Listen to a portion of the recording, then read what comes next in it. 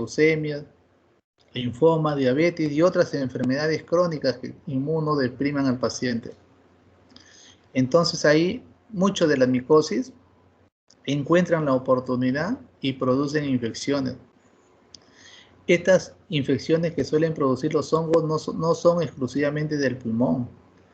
Pueden ser en la piel, puede ser en las mucosas, y dentro de ellos al pulmón va, o muchos no solamente van al pulmón, sino van a los órganos que son ricos en el res, ¿no? Vaso, hígado, también suelen ir y producir patologías. Pero como estamos hablando de la parte pulmonar, vemos que estos hongos, los característicos que van a producir enfermedades en esta zona, ¿no? Más o menos esto es para ver la clasificación, si son cosmopolitas o locales, ¿no? Ahí tenemos los actinomicosis, la cándida, criptococos, los aspergillos, para tener idea de lo que estamos hablando, los cosmopolitas y los locales. Tenemos acá el histoplasma, la blastomicosis, la coccidiosis, entre otras. Acá depende qué cosa encontremos nosotros, porque de acuerdo a eso vamos a identificar si se trata de una actinomicosis, si se trata de un aspergilio, si se trata de un histoplasma, dependiendo si tenemos el actomiceto, levaduras, filamentos o dimorfos, como lo vamos a ver más adelante. Por ejemplo, en levaduras tenemos a la candidiasis, que lo vamos a tocar acá, la candidiasis, ¿no? En los filamentos, a las aspergilios, y los dimorfos tenemos acá la histoplasmosis y la paracoccidoidemicosis, que lo vamos a tocar. Por ejemplo, la candidiasis, ¿no? Más o menos las lesiones de la candidiasis, esto suele atacar más al aparato digestivo. De repente alguien ha tenido a un pequeño en casa, un bebito, y ve que en la boca le sale como unas secreciones blanquecinas, ¿no? Y eso son prácticamente cándidas, pero esta cándida no produce daño. La cándida generalmente no va a producir daño, tiene que existir un factor de inmunosupresión para que pueda producir lesiones locales, o cuando es en forma sistémica, la candidiasis también se presenta con sumamente gravedad, con una gravedad enorme cuando ataca en los pulmones en forma sistémica, muchas veces es mortal. Como les decía, acá, si nosotros hubiéramos la presentación de la clasificación que le hice, acá estamos hablando de una levadura, por eso es levaduriforme y es unicelular esta cándida. Se reproduce por yemación, que adopta la forma de hifas o pseudohifas, es su característica de ello. Se dice que hay más de 200 ya especies que han identificado que son cándidas, pero dentro de todas ellas la patológica para el hombre, la cándida albicans. Esta cándida albicans, nosotros, su reservorio son los animales, el humano también, como le decía, pero de preferencia va a producir lesión a nivel gastrointestinal. Generalmente se encuentra en el suelo, en los alimentos, en el aire, son cosmopolitas estos de acá. Se ha visto que también en brotes intrahospitalarios han producido, pero no es lo habitual, pero en estos pacientes que vieron intrahospitalario es porque el paciente está muy inmunocomprometido, ¿no? Generalmente es una infección oportunista la cándida. En los pacientes críticos que se mencionó en la unidad de cuidados intensivos, las infecciones micóticas nosocomiales, miren, acá el paciente que está en la UCI, el paciente está con estrés tremendo, está con antibióticos potentes, está con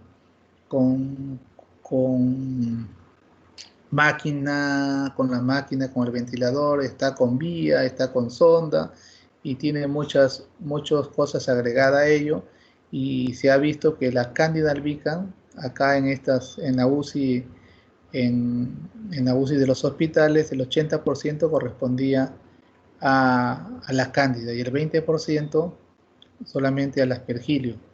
Y estos pacientes todos, de una u otra forma, eran inmunocomprometidos. Para que la cándida o los hongos puedan pasar de ser un agente saprófito a ser patógeno, tienen que cumplir o tienen que atravesar 3 barreras, ¿no? Por ejemplo, ustedes saben que la piel es nuestra primera defensa hacia el medio externo. Y las mucosas, cuando está ingresando a cualquier orificio de nosotros, aparece la mucosa. Cuando esta piel o mucosa se ven alterados en su integridad por X motivos, como lo vamos a ver acá, se va a ver debilitada y esta cándida va a sacar provecho y va a producir la enfermedad. Por ejemplo, pacientes que que están en quimioterapia, aquellos que han sufrido una cirugía digestiva, aquellos que usan catéteres, sondas vesicales, ya la piel y la mucosa se ve alterada y ahí es la primera barrera que se vería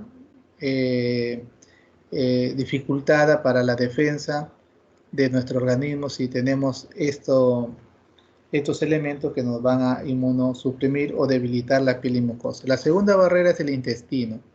Nosotros sabemos que a nivel intestinal tenemos nuestra propia flora bacteriana y esta flora bacteriana evita pues que la cándida se multiplique dentro del aparato digestivo. Pero como les decía, acá usamos antibióticos de amplio espectro y eso debilita nuestra flora bacteriana. Entonces, va a haber una sobrepoblación de cándida y estas se van a pasar a nivel sanguíneo con la aspiración con los alimentos. Entonces ahí también tienen que producir sobre todo ya la candidiasis diseminada. Y la tercera barrera son los neutrófilos. Los neutrófilos tratan de destruir pues a la cándida, ¿no? Pero cuando esto sucede, cuando hay una neutropenia, entonces la cándida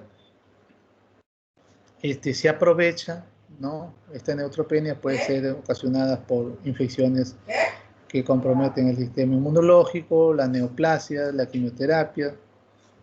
Entonces, eso van a favorecer para que exista una infección.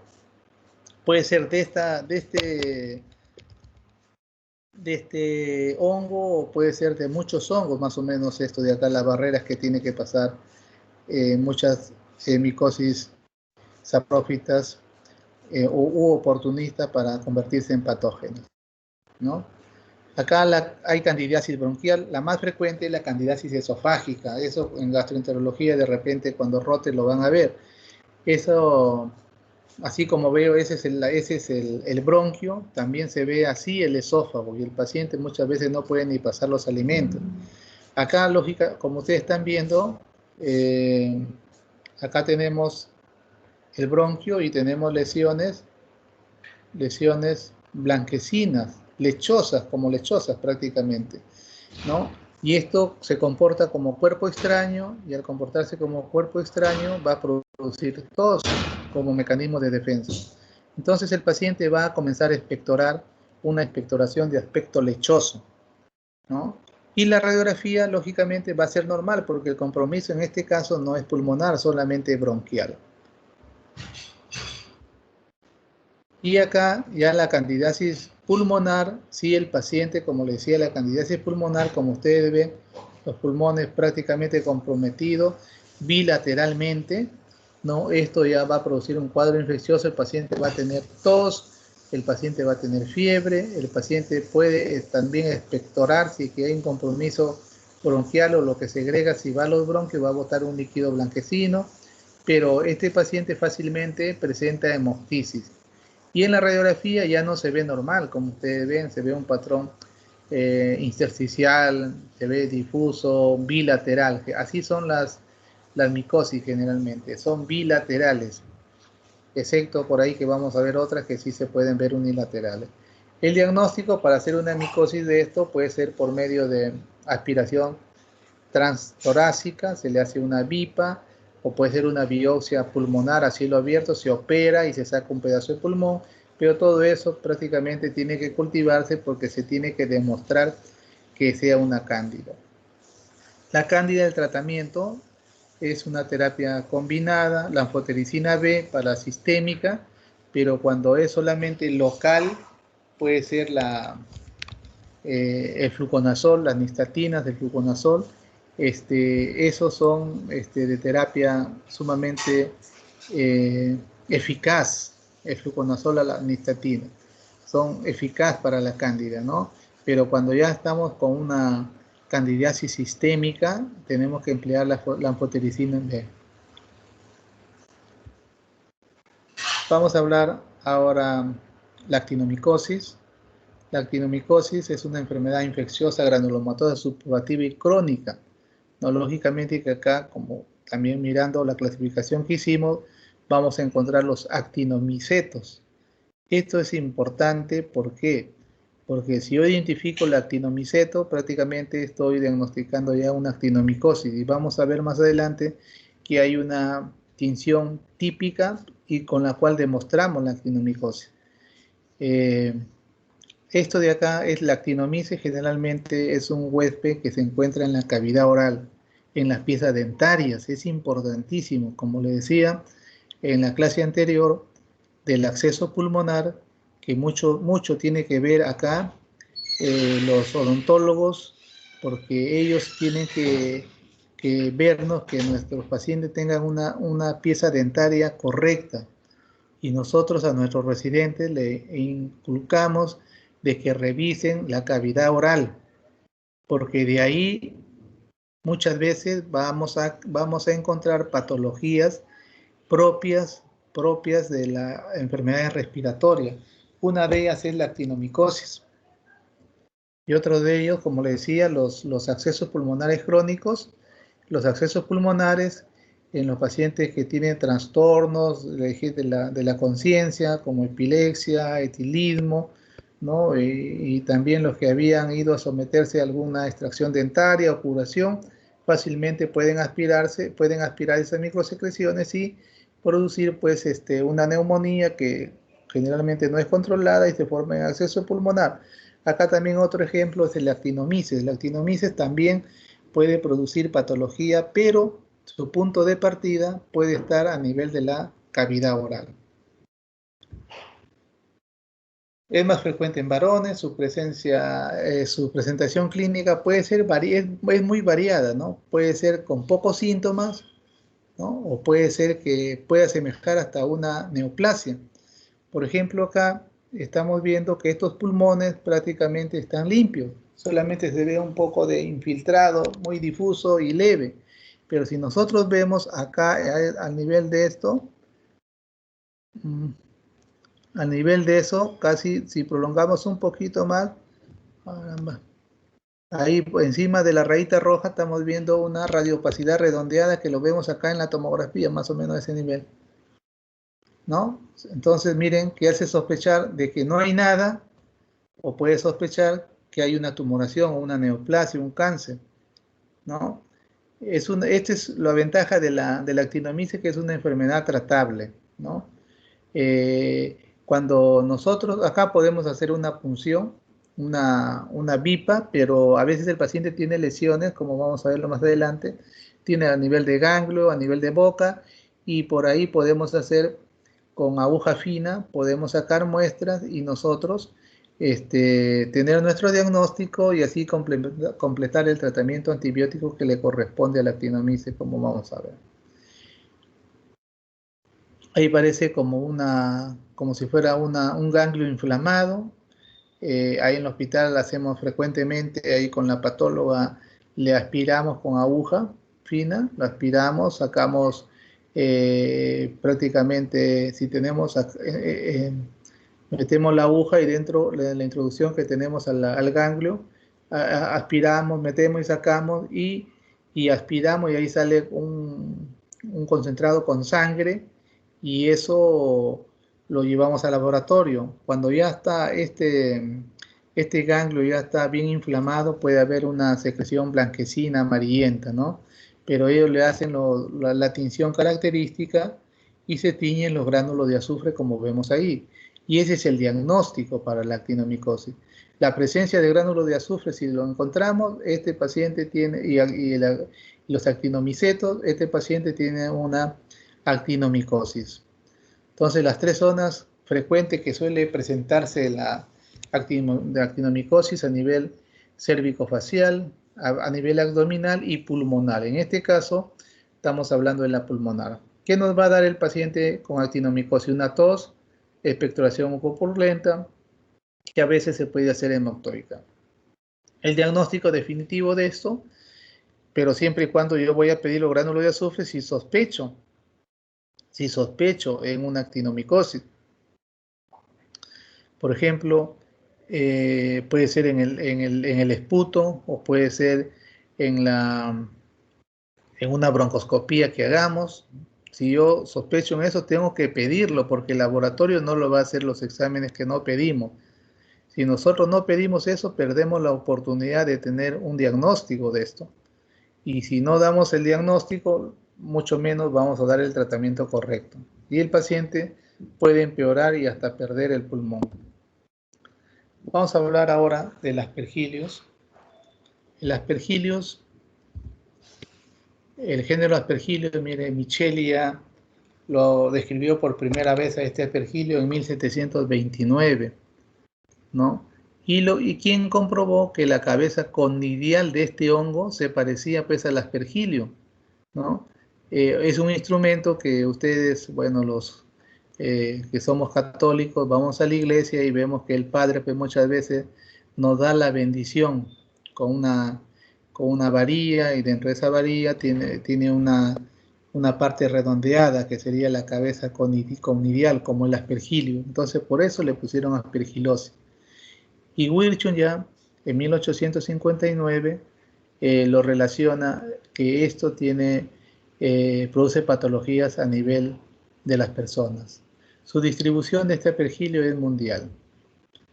Se reconocen más de 900 especies de aspergillus, ¿no? Según Rappel y Fennel, y se clasifican, ellos lo clasificaron en 18 grupos, pero se dice que 12 de esos grupos nada más tienen relación con las patologías que producen en el ser humano. Dentro de esto, lógicamente, lo más frecuente es el aspergillus fumigatus. Eso a nosotros nos trae muchos problemas en el hospital, ¿no? Como la parte alérgica, la parte tumoral y la parte diseminativa, sistémica.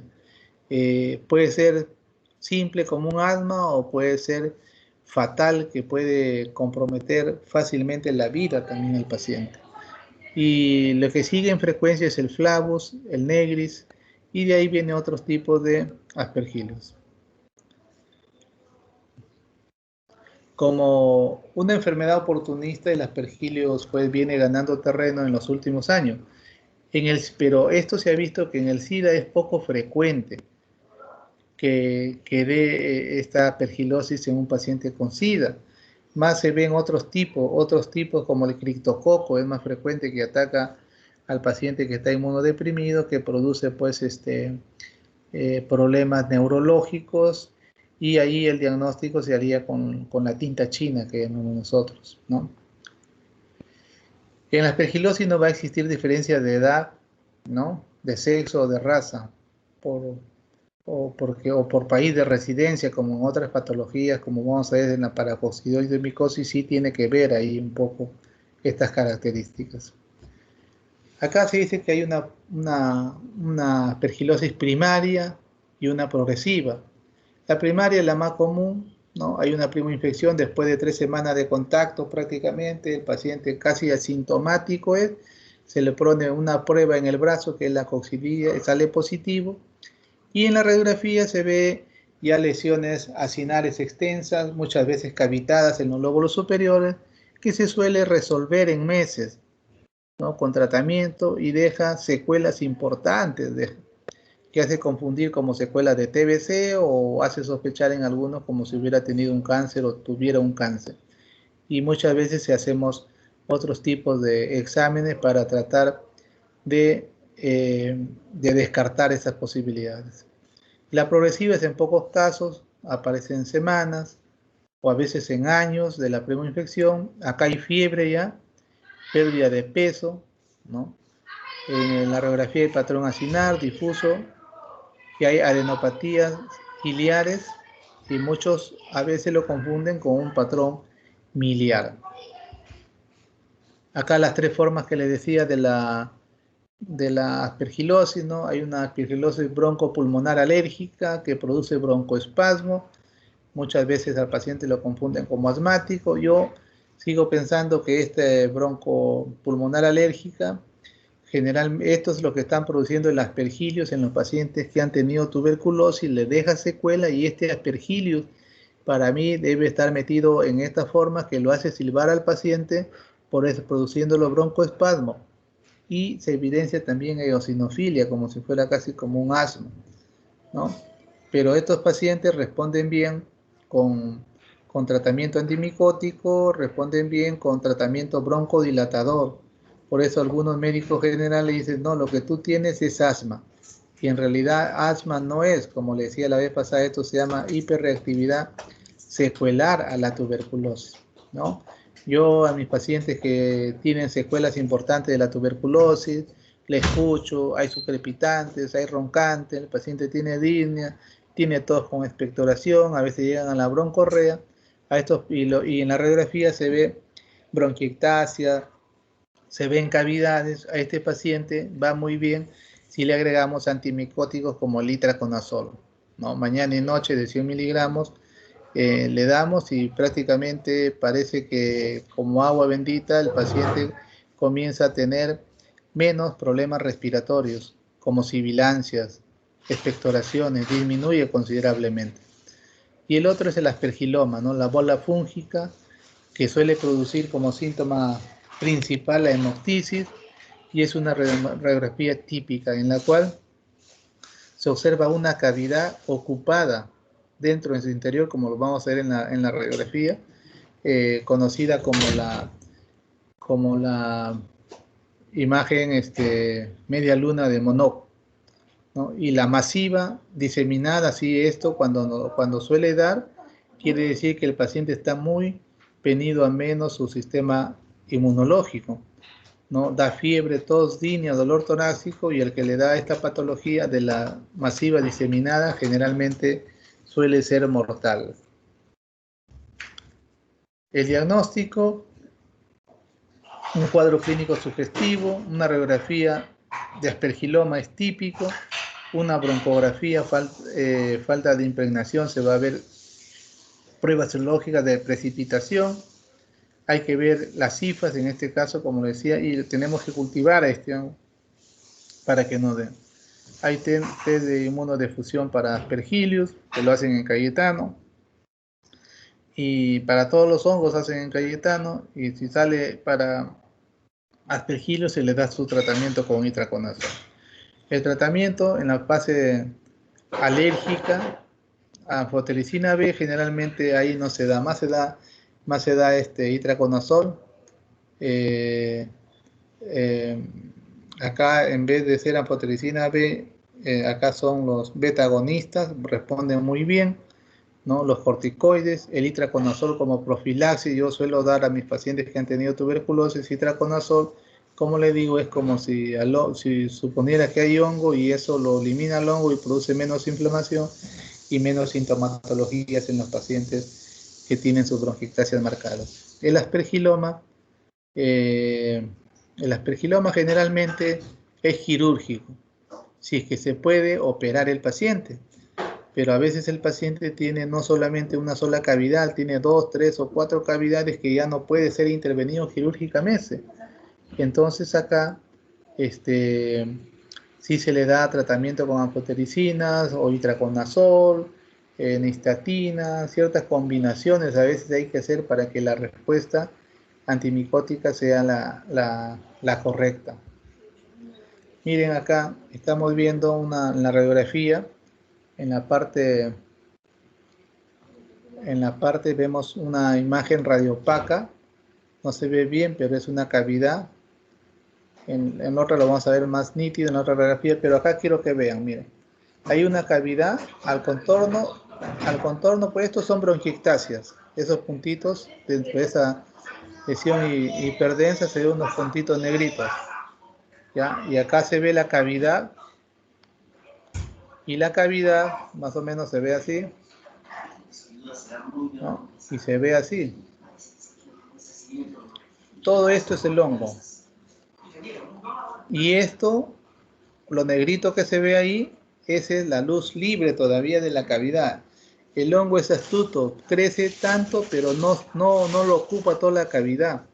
Siempre deja algo para que él pueda respirar, para que pueda sobrevivir. Acá vamos a ver una evolución más o menos de cómo está yendo el crecimiento de un micetoma, formando el signo de Monod.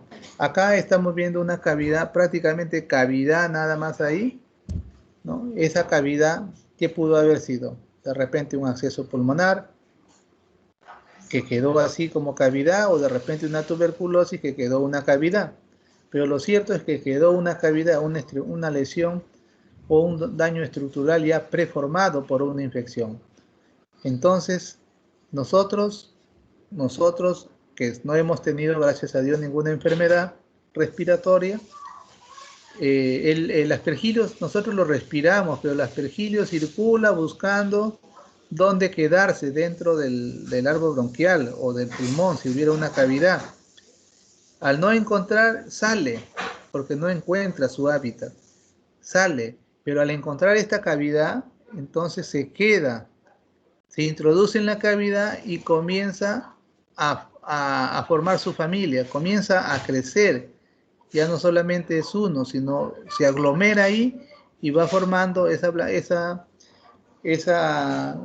lesión hiperdensa que vemos ahí, blanquita, y más es la parte negrita, la lesión hipodensa, la negrita es mayor, quiere decir que la cavidad todavía recién se está formando. En la que sigue, ya nosotros vemos que ya el hongo está creciendo más, el micetoma se está agrandando, y el signo de Monod de media luna sigue apareciendo. Acá es más grande la media luna, acá es menos, y acá miren, este micetoma prácticamente está dejando una media luna fina, pero el hongo no va a ser capaz de cerrarlo toda la cavidad, no es capaz de cerrarlo. Entonces, ¿qué pasa ahí? Antes que se cierre, el paciente comienza a tener sintomatología. ¿Cuál es el síntoma más frecuente de un paciente con micetoma o aspergiloma, que se llama aspergiloma como un tumor del aspergilio? La hemoptisis, ¿no? Suele ir a la emergencia, se toma radiografía, se ve que hay una lesión cavitaria que está ocupado, ¿no? Entonces eso generalmente los estudios que se han realizado, en casi un 99% es aspergillus, el aspergillus fumigato sobre todo. Ya, en la aspergilosis broncopulmonar alérgica hay una crisis de broncoespasmos paroxísticos, parecido a un asma, una crisis asmática. Hay fiebre, hay eosinofilia, miren, hay infiltrados pulmonares, pero lo curioso es que acá la radiografía nos va a ayudar porque en un paciente asmático, ¿qué se va a ver? Se va a ver una radiotransparencia total, ¿no? Y la expectoración es de moco color café. El diagnóstico, ¿cómo se hace? Con la cifra del tejido lesionado. El tratamiento de esto, del aspergillus, en la alérgica se pone la anfotericina B, puede ser el itraconazol, generalmente nosotros damos itraconazol en este caso, con los medicamentos antiinflamatorios, esteroideos. Y el aspergiloma, como ya lo hemos visto acá, en la radiografía simple, a veces vemos una radiopacidad así, no homogénea, y podemos nosotros decir, por ejemplo, está así, ¿no? ¿Dónde estaría el hongo acá? El hongo estaría a este nivel. A este nivel está el hongo, en esta casi de acá. Ahí está el hongo, esa radiopacidad, ese sería el hongo, ¿no? Y el síntoma principal, como decía, la hemoptisis, el ataque del estado general casi se compromete por la hemoptisis sobre todo, ¿no? Vamos a hablar del histoplasma ahora, el histoplasmosis pulmonar. Esto fue descrito pues en 1905, miren, cuando se estaba construyendo pues el canal de Panamá, un patólogo de apellido Darwin, de norteamericano. Él estaba haciendo estudios sobre todo de la leishmania y el calazar, y comenzó a ver muertes. Entonces él, como era patólogo, hace la autopsia, y lo que le llamó la atención a él es que tanto el hígado como el vaso estaban muy crecidos, ¿no? Y también encontró daño pulmonar, similares a la leishmania sistémica, pero después encontró pues que no se trataba de ello, ¿no? Sino se trataba de algo nuevo que estaba encontrando, ¿no? Y que la célula estaba rodeada pues de un halo transparente parecido a una cápsula, ¿no? Entonces esto de acá, por eso le llamó histoplasma capsular. En el Perú se ha aislado en las cuevas de las lechuzas, en Tingomaría, Huánuco, ¿no? Algunos de repente ya lo conocen. Antes era un sitio turístico, ¿no? Muy atractivo en Tingomaría. Más o menos se dice que tiene 405 metros de largo, y se ha constatado vida en los primeros 265 metros de avance de la cueva, en la cual ahí se encontraron que había murciélagos, y estos murciélagos lo habitan pues en abundancia. Los murciélagos hacen sus deposiciones, sus excrementos. Ustedes saben que los murciélagos están en la parte superior, sus excrementos todos van a la parte inferior, ¿no? Y en las heces de los murciélagos se ha encontrado al histoplasma capsulatum. Entonces, esto de acá, antes la gente entraba como, era como una parte turística, y refieren que cuando entraban sonaba como crepitaciones el piso cuando uno caminaba, ¿no? Eran por el tiempo que tenían ahí las heces de los murciélagos. Pero cuando hacían eso, involuntariamente ellos no se daban cuenta que se elevaba como un polvillo, y en el polvillo ahí se iba el histoplasma y contagiaba al paciente, ¿no? Y así como dice que vivía en una caverna, muchas veces le dejaba cavernas también a los pulmones de los pacientes que entraban. A veces era mortal, ¿no? Bueno, el doctor Mantilla, no sé si le ha contado algo de un amigo que tuvo, que hace algunos años fue a visitar la cueva de la lechuza cuando todavía le permitían entrar, y él después de unas semanas hizo el cuadro clínico típico, ¿no? Inclusive me cuenta el doctor que a su amigo lo operaron porque pensaban hasta que era un cáncer, y cuando lo operan todos se dan cuenta que era el histoplasma capsulatum, y de ahí haciendo el anamnesis en forma retrógrada, recién el amigo comienza a contar que había ido pues a visitar la famosa cueva de la lechuza.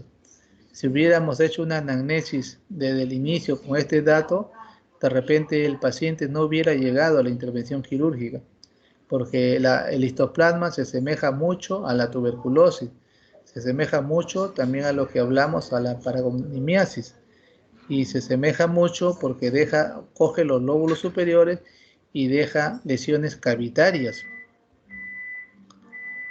Este histoplasma capsulatum, ese por un lado, afecta al sistema retículo endotelial, como le decía, afecta a todas las edades y ambos sexos, ¿no?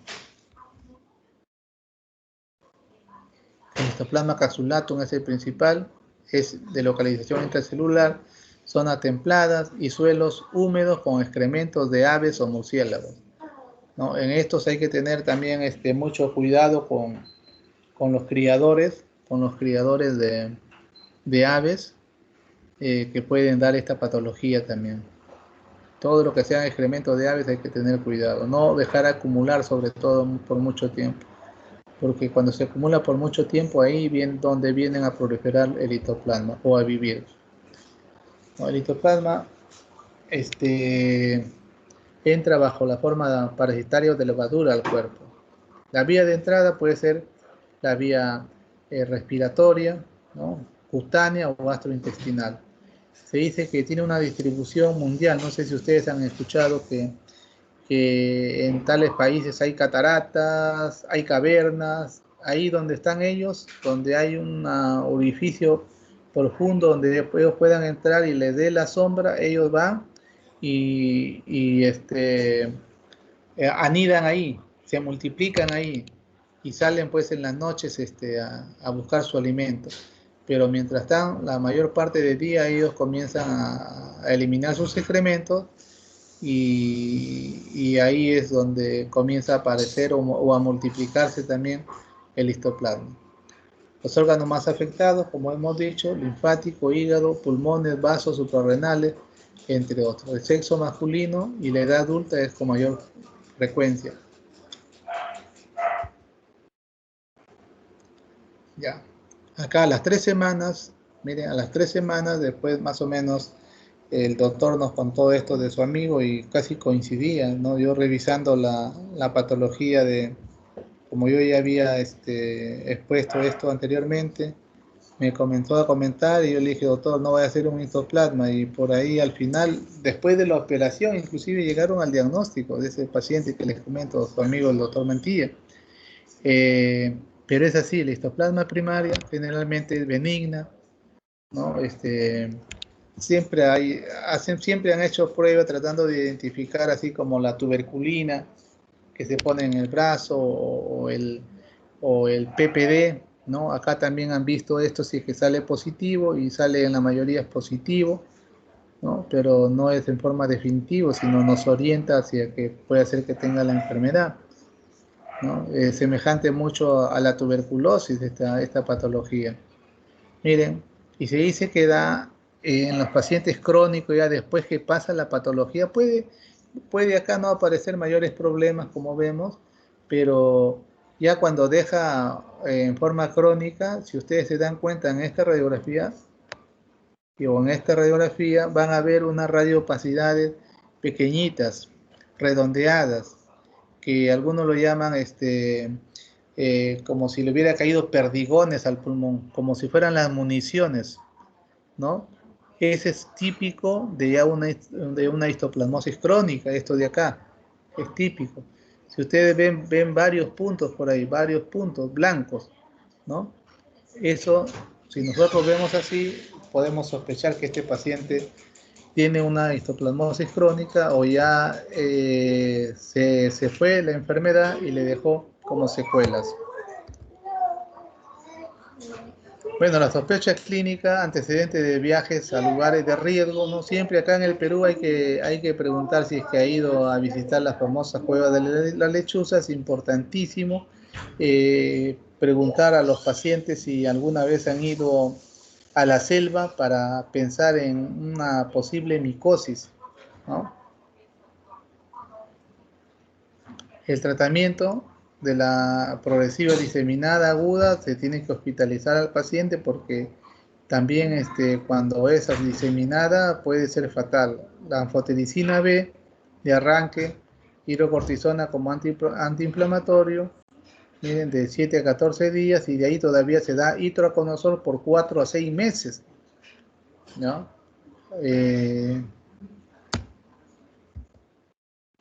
Ahora vamos a hablar de la paracoccidoide micosis. Rápidamente, algunos puntos clave nomás le vamos a dar acá. Es una micosis sistémica, crónica y granulomatosa. ¿Quién lo descubrió? Adolfo Lux en 1908.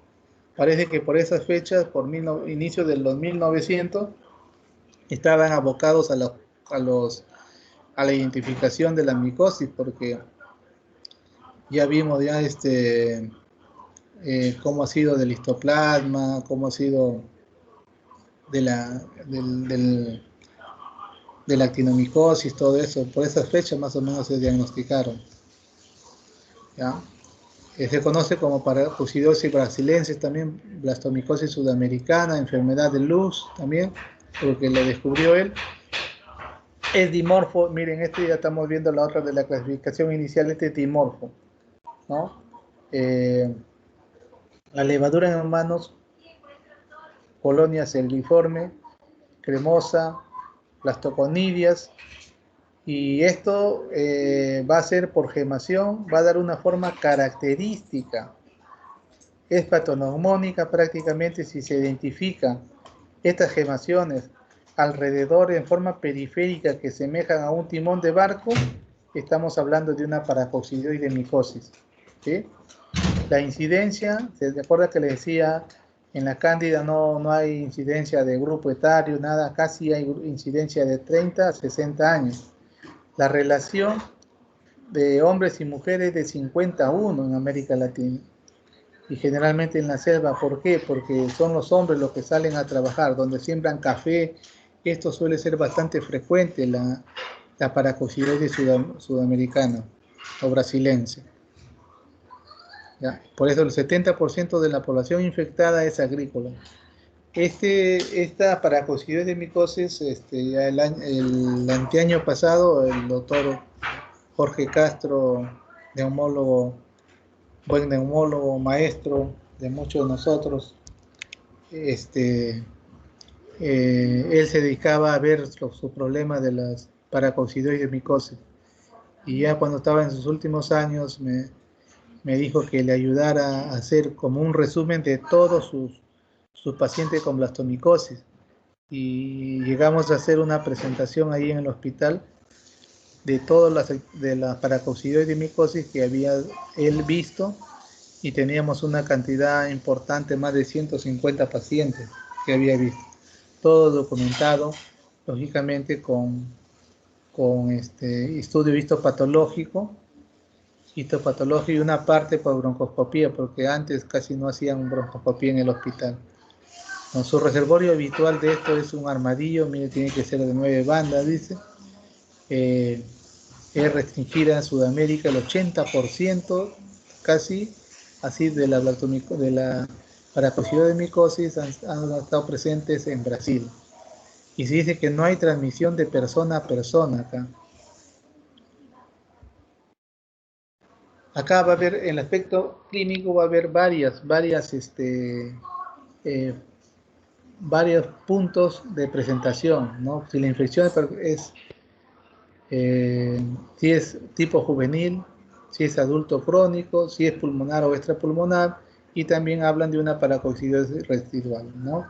La paracoccidiosis brasilense se da en personas sanas, residentes, endémicas, solamente se le hace la prueba de intradermorreacción, salen positivas, pero como no tienen molestias, se le considera la más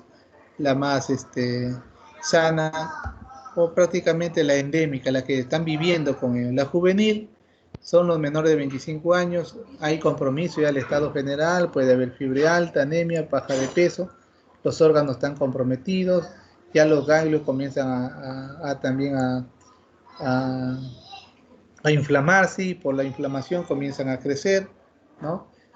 Puede dar al pie, el hueso, riñón, meninge. Generalmente nosotros hemos visto paracoccidioide micosis, hemos visto ahí junto con el doctor que le digo, muchas veces hay pacientes que vienen con adenopatías cervicales, que la mayoría pensamos que es una tuberculosis, y es así porque la mayoría, la primera causa de eso es la tuberculosis, pero no en todo era tuberculosis. Había un paciente que había terminado el tratamiento específico, se le dio otro más resistente, y no había cuando cierren esas heridas de los ganglios. Entonces se le hizo la búsqueda de paracoccidioide micosis, salió positivo, se encontró el timón de barco. Y al encontrarse eso, el paciente recibió el tratamiento correspondiente, y recién la herida de los ganglios comenzaron a cerrarse, lógicamente a sanarse, ¿no? Pueden atacar, como dice ahí, del adulto crónica, puede ser unifocal. Cuando hay una lesión en un solo pulmón, que es raro en los hongos, pero puede darse, puede confundirse fácilmente con una tuberculosis. Lesión localizada en el pulmón unilateral generalmente es, pero hay que pensar acá en el Perú, una tuberculosis. Entonces seguimos acá, los exámenes diagnósticos. El directo con el hidróxido de potasio, el 10% más o menos lo vemos, ¿no? Y ahí, como ustedes ven, acá tenemos al hongo, y lo que está alrededor son sus gemaciones. Estas gemaciones prácticamente lo que vemos acá, prácticamente es con eso se hace el diagnóstico definitivo de un paciente con paracoccidosis de micosis, ¿no? El timón de barco es patognomónico de una paracoccidosis de micosis. Esto también, en este momento ustedes van a estar, de repente para el examen lo van a aprender, pero esto de acá, o los gránulos de azufre, eso nos va a decir a nosotros qué cosa, qué patología lo produce. Así le preguntan de fácil y sencilla, pero como ya pasó el tiempo, ya no se acuerdan. No olviden que ustedes están llevando el aparato respiratorio, tanto su parte semiológica como clínica, este cuarto año. De ahí ya no lo van a volver a ver más.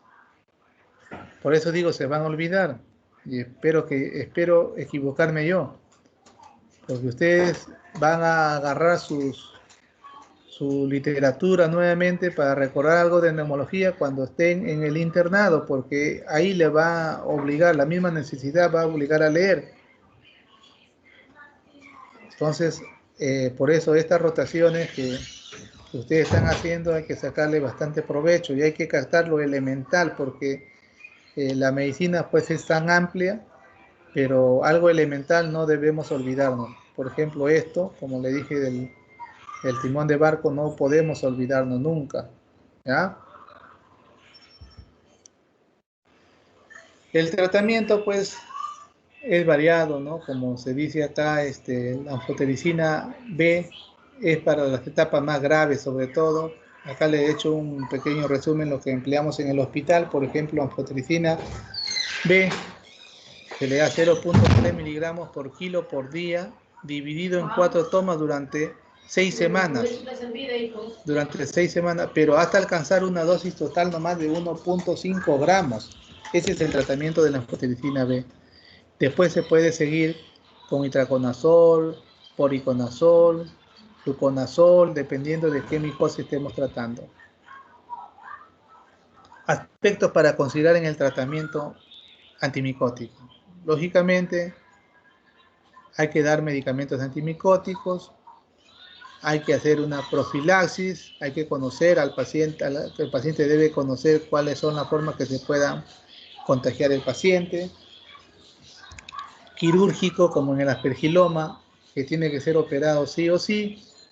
Y el otro es el tratamiento del déficit inmunológico, otro factor sistémico que esté favoreciendo a la infección. Por ejemplo, si se trata de un paciente con VIH que está inmunodeprimido, le va a dar cualquier tipo de micosis. Ahí nosotros tenemos problemas con un paciente con VIH que tiene una lesión en el pulmón. Tenemos problemas, ¿por qué? Porque puede ser cualquier cosa, porque el paciente está inmunosuprimido. Puede ser una bacteria, puede ser un parásito, puede ser un hongo. O sea, mandar tratamientos que tú digas yo voy a acertar aunque sea un 70% en ese diagnóstico, nos podemos resbalar, como se dice, fácilmente. Pero si el paciente no está inmunocomprometido, ahí pues solemos ver lo que dice la literatura, ¿no? Entonces cuando ya estamos con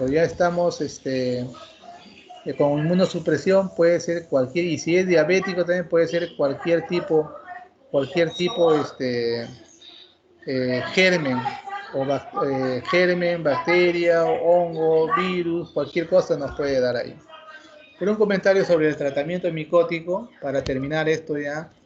Ustedes saben que la terapia combinada es importantísimo para esto. Por ejemplo, en la tuberculosis antes se probó con un medicamento, 2 medicamentos, 3 medicamentos, ¿no? Y ahora se sabe, como ya lo he escuchado al doctor Mantilla, que son 4 medicamentos, ¿no? En el VIH también se inició como monodroga y hoy también se utiliza como terapia combinada. Y así, pienso que el tratamiento antimicótico también no va a depender de una sola droga. Creo que hay que hacer combinaciones para para, en beneficio del paciente, controlar su enfermedad. Creo que la terapia combinada podría ser un tratamiento del futuro en lo que concierne a los pacientes con micosis. ¿Alguna pregunta sobre los hongos?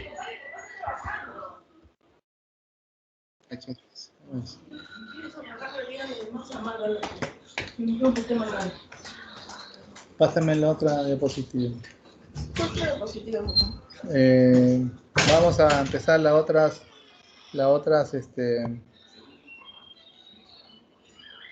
un momento, acá es la otra sección también. Este de acá, Alejandro. Dime cómo lo paso, mamá.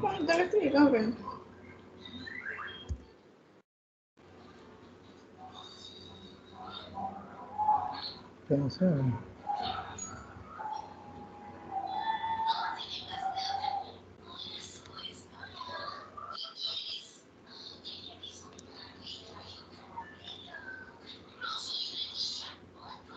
A eso. ¿Cómo lo paso ahí? Pronto se puede verlo. ¿Lo ven? Sí, sí, doctor, sí se visualiza. Valoración funcional respiratoria. Sí. Ah, ya, sí, así nomás era, yo pensé. Ya. Ya. Voy a necesitar que ustedes